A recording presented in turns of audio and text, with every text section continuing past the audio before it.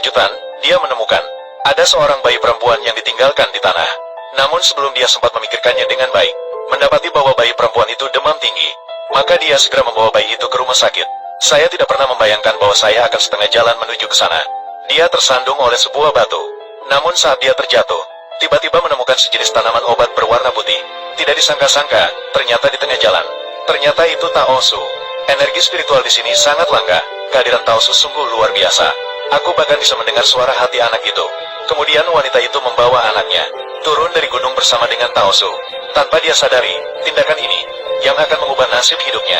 Dan ketika dia baru saja pulang ke rumah, kemudian dia menemukan pemandangan ajaib. Kelinci liar yang tidak pernah bisa ditangkap di hari-hari biasa. Hari ini dia benar-benar dengan patuhnya berbaring di depan pintu rumah. Dan ayam betina yang telah dipelihara selama 10 tahun, yang tidak pernah bertelur, tiba-tiba bertelur lebih dari 800 butir telur. Seluruh keluarga melihat pemandangan ini. Kiki juga sangat senang. Wanita itu merasa bahwa anak ini pasti merupakan anugerah dari langit baginya. Dia yang tidak bisa memiliki anak, langsung memutuskan untuk mengadopsi gadis itu. Ternyata, 5 tahun yang lalu, dia dan suaminya dengan baik hati melepas seekor ikan mas.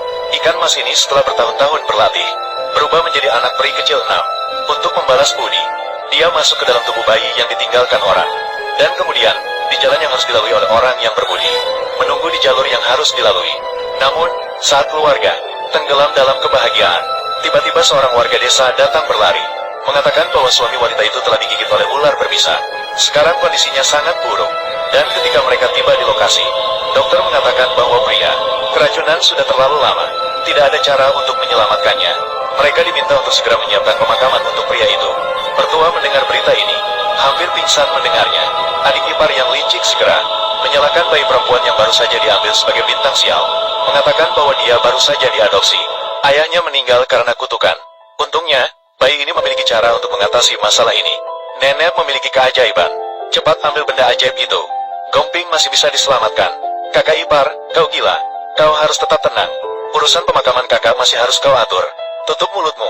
Gomping masih bisa diselamatkan. Ibu. Ibu, kau sudah bangun. Kakak ipar, apa yang kau pegang itu? Lengket, jijik. Ini adalah daging ajaib. Ini bisa menyelamatkan Gomping. Kakak ipar, kau benar-benar menganggap tanah yang kau ambil entah dari mana. Wahai pil ajaib, tutup mulutmu. Semua karena kamu. Kamu hamil ingin makan daging liar. Hanya orang yang adil yang akan pergi ke gunung. Jadi kamu juga tidak bisa menyalahkan saya. Lagi pula bukan saya yang menyuruh ular menggigitnya. Kakak ipar, apakah kamu gila?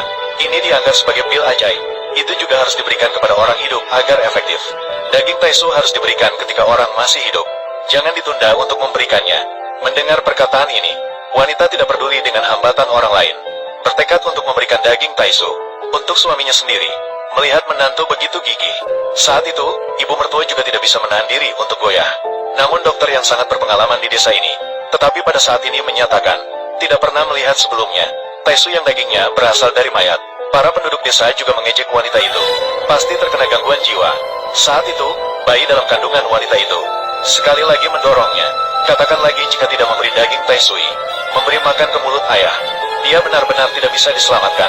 Mendengar itu, wanita langsung melompat ke depan, memberikan obat ke mulut suami. Tapi setelah beberapa saat, pria itu masih tidak menunjukkan reaksi apapun. Semua orang menunjuk-nunjuk wanita itu. Saat itu, keponakan yang tidak sabar berkata, segera memerintahkan warga desa untuk membawa pria itu pergi. Namun, tidak pernah terpikir, pria yang awalnya tidak berdaya, jari-jarinya tiba-tiba bergerak sedikit. Kemudian, dia memuntahkan darah tua. Hal ini membuat orang di sekitarnya terkejut sejenak. Adil, anak. Kamu sudah baik, benar-benar sulit untuk sembuh. Bagaimana mungkin? Nadi stabil, racun sudah bersih. Adil, sudah baik. Fubao lah yang menyelamatkanmu. Kakak ipar pasti gila. Obat ini bisa menyelamatkan orang. Lihat, kakak ipar ini sengaja melawan saya. Apakah kamu bilang Fubao yang menyelamatkan saya? Benar. Jadi dia benar-benar bintang keberuntungan keluarga kita. Kamu seperti Fubao kita. Bagus sekali. Dia adalah harta karun keluarga. Kamu harus memperbaiki perilaku.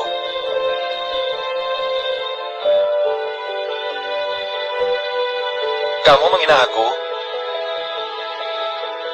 masih pekerjaan yang diberikan kakak iparmu. Nanti, lebih baik daripada beberapa orang yang tidak berharga. Kalau dirimu sendiri tidak berharga, sudahlah. Kamu seperti fubau kita. Kiki, kita jelaskan tentang fubau kita. Dia adalah harta karun keluarga. Kamu harus memiliki sedikit etika. Kakak ipar, apa maksudmu? Kamu menghina aku, Sun?